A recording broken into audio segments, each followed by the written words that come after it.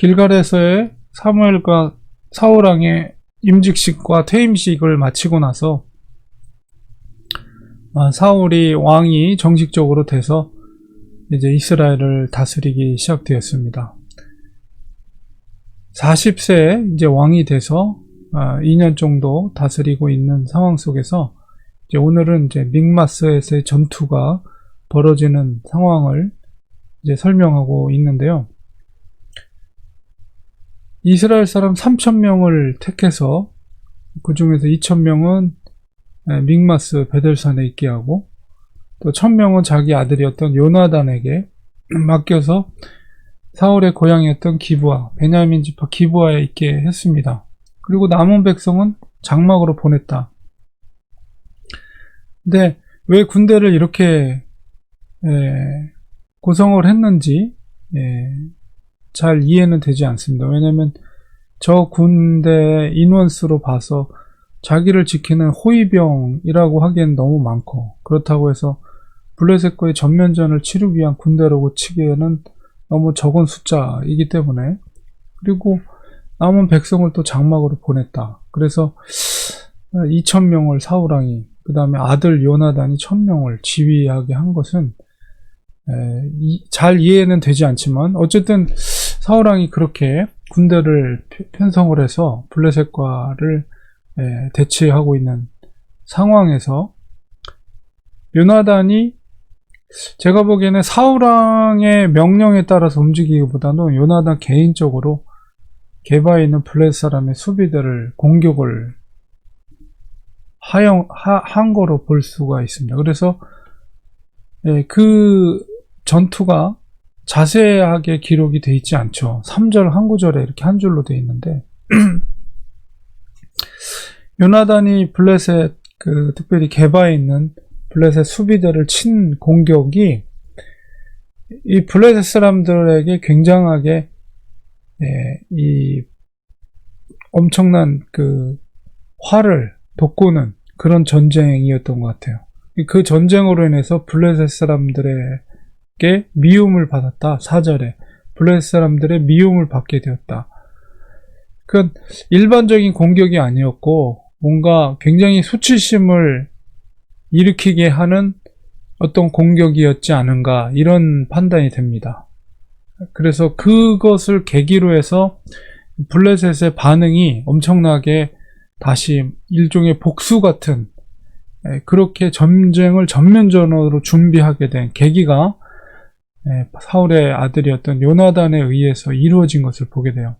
그 사건으로 말미암아 블레셋 사람들이 군대를 엄청나게 동원을 합니다. 그래서 오늘 5절에 보니까 병거만 3만 명이다. 그리고 마병이 6천 명이다. 사실 이스라엘과 블레셋의 전쟁 가운데 이 마병이 필요할 정도의 어떤 지형이라든가 그렇진 않은데도 불구하고 블레셋이 저렇게 전면전을 준비하고 마병이 6천 명, 그리고 병거가 3만이다. 그리고 백성, 군대가 해변에 모래같이 많았다. 이렇게까지 수많은 군대를 준비를 할 정도라고 했을 때 요나단의 공격 가운데 뭔가 블레셋 사람들에게 있어서 수치를 유발하는 어떤 공격, 아니면 아주 잔인한 공격, 이런 것들이 있지 않았는가, 이렇게 추측을 할 수가 있습니다. 그래서 어마어마한 이런 대군을 이끌고 믹마스에 진을 치고 있을 때 이스라엘 사람들의 군대는 지금 사울 수하에는 2,000명 밖에 안 되거든요. 그 2,000명이 그 수많은 군대를 보았을 때 겁을 먹죠. 그래서 6절에 보니까 굴과 스풀과 바위 틈과 은밀한 곳, 웅덩이에 숨었다. 이게 겁을 먹은 거예요. 2,000명의 군대, 그리고 요나단은 약간은 후방에 있는 상태였습니다. 그리고 이제 사울은 더 후방으로 와서 길갈에서 진을 치고 있는 상태였습니다.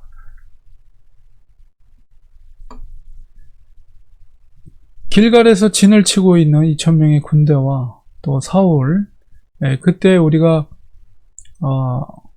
앞서서 10장 8절에 보면 사무엘이 사울에게, 물론 시기적으로는 이 시기는 아니다 할지라도 항상 길갈에서 전쟁을 앞두고 제사를 드리고 전쟁을 치르는 것은 이스라엘의 그 전투에 있어서 굉장히 중요한 의식이 되었던 거로 보여지고, 항상 사무엘이 사울에게 말할 때 길갈에서 일주일을 기다리라, 이레를 기다리라, 이런 말을 했거든요. 10장 8절에 보면.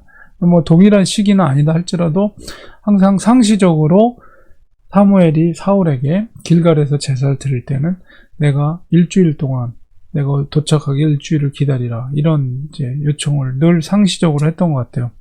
그래서 이 사울왕이 바로 이 길갈에서 전투를 앞두고 제사를 드리기 위해서 이제 제사를 드릴 수 있는 그런 제사를 드릴 수 있는 권한이 있는 사람이 사무엘이었기 때문에, 사울은 아무리 자기가 왕이라 할지라도 사무엘을 기다릴 수밖에 없는 거죠. 근데 문제는 뭐냐? 지금 대군이 믹마스에서 블레셋 대군이 진을 치고 있는 상태에서 백성들이 불과 이제 왕으로 된 지 2년밖에 안 됐고 그만한 권한과 리더십을 발휘하기에는 역부족인 거예요. 사울이. 그 백성들의 마음을 붙잡아서 전투를 재정비해서 전투를 치러야 되는데, 그것을 사울왕이 하기에는 이제 백성들의 흩어짐이 많은 거죠. 심지어는 7절에 보니까 요단을 건너갔다. 그러니까 아예 길갈에서 요단을 건너가서 아예 동편으로 피해버린 거죠. 그러니까 여기서 내가 싸우면 반드시 나 죽을 수밖에 없다, 이렇게 겁을 먹은 백성들이 아예 요단강을 건너서 동편으로 도망간 사람들도 발생하기 시작하고, 일주일 동안 기다리는 동안 백성들의 마음은 더 흩어지기 시작합니다. 그래서 8절에 백성이 사울에게서 흩어지는지라. 이 상황 가운데 이제 사울이 사실은 굉장히 정치적인 위기 가운데 처해 있는 상황이죠. 그래서 이 믹마스 전투로 인해서 안타깝게도 하나님은 사울을 버리게 되는 계기가 되는 전투가 되는데요. 특별히 이제 우리가 지켜봐야 될 것이, 하나님께서는 사울을 버리고 사울만을 버린 것인가, 아니면 그의 가문 전체를 버린 것인가 라고 했을 때, 요나단도 우리가 주목해 봐야 될 것이고, 또 사울은 마찬가지고, 그래서 사울이 지금 어떻게 해서 변질이 되는가, 이런 관점 속에서 우리가 지켜볼 필요가 있습니다. 그래서 처음에 왕으로 세워지는 과정 속에서 하나님께서 그를 세우고 사무엘을 통해 차근차근 그것을 섭리 가운데 준비시키셨는데, 왜 하나님은 사울을 버리게 됐는가, 이런 관점 뱃속에서 볼 때 사울이 하나님을 경외하기보다는 사람들을 더 신경을 쓰기 시작했다라는 증거가 여기저기서 드러나기 시작하는 거죠. 그걸 통해서 하나님이 사울을 버리게 됩니다. 특별히 이제 그런 믿음의 관점은 형통할 때, 태평할 때 잘 드러나지 않고, 위기 상황 가운데 있을 때, 정말 어려운 상황 가운데 몰려갈 때 그 진짜 믿음이 드러나게 되는 거죠. 어제 제가 여호수아를 설교할 때도 가나안 땅을 점령하는데 아이성을 점령하고 계속해서 전쟁을 치러 나가야 하는 상황 속에서 여호수아는 전쟁을 멈춰버렸어요. 있을 수 없는 일이죠. 그리고 모든 군대 전투를 스탑시키고 세겜에 모여서 하나님의 율법을 낭독을 했습니다. 그러니까 여호수아에게 있어서는 전쟁이 중요한 게 아니에요. 무엇이 중요하냐? 하나님의 율법이 중요했던 거죠. 진짜 믿음은 바로 그런 어려운 상황 가운데, 위기 상황 가운데 있을 때 어떻게 행동하느냐, 거기서 믿음이 나타나는. 그러니까 이 믹마스 전투는 바로 사울의 믿음이 그 중심에 무엇이 있는가를 우리가 측정할 수 있는 그런 일종의 테스트와 같은 과정이었습니다. 사울이 그 중심 속에 바로 하나님을 신뢰하는 그 믿음보다는 백성들의 마음을 어떻게든지 끌어모으려고 하는 그런 인간적인 생각이 이제 드러나게 되는 계기가 되는 전투가 믹마스 전투고, 그다음에 이렇게 되는 처음의 시작점, 출발점이 사울이 아니라 바로 그의 아들 요나단이었다는 것도 하나님께서 사울뿐만 아니라 그의 가문 자체를 왕의 가문에서, 왕으로서의 어떤 가문에서 버리셨다는 출발점이 요나단으로부터 시작됐다는 것을 우리는 또 주목할 필요가 있습니다. 그래서 우리가 이 모습을 보면서 사울의 이 변질되는 모습 속에서 정말 두렵고 떨리는 마음을 우리 스스로 가져야 돼요.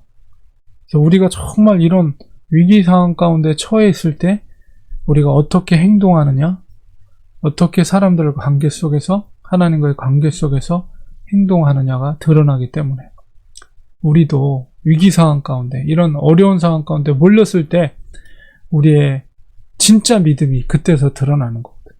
그래서 우리 하나님께 기도와 겸허한 마음으로 하나님, 정말 어려운 상황, 위기 가운데, 정말 고통의 상황 가운데, 사방이 막혀있는 상황 가운데 그때에서 우리의 신앙이, 하나님을 향한 신앙이 나타나게 해 주시옵소서. 어떤 위기 가운데 있을지라도 하나님을 신뢰하는 믿음을 우리에게 주시옵소서. 이런 겸손한 마음을 우리가 가지는 우리가 되어야 되겠습니다. 기도하겠습니다.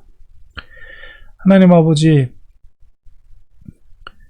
우리의 신앙의 모습은 평온할 때, 모든 일이 잘 될 때는 잘 드러나지 않습니다. 그러나 모든 일들이 어려운 상황으로 몰려가고 사방이 막혀버리고 정말 도움의 손길이 아무 군데도 찾아볼 수 없는 그런 어려운 상황 가운데 처해 있을 때 우리의 진짜 신앙이 드러납니다. 하나님, 겸허한 마음을 갖습니다. 겸손한 마음을 갖습니다. 항상 어떤 상황 가운데 있을지라도 주님을 신뢰하며 정말 주님의 신실함을 고백할 수 있는 우리가 될 수 있도록 도와주시옵소서.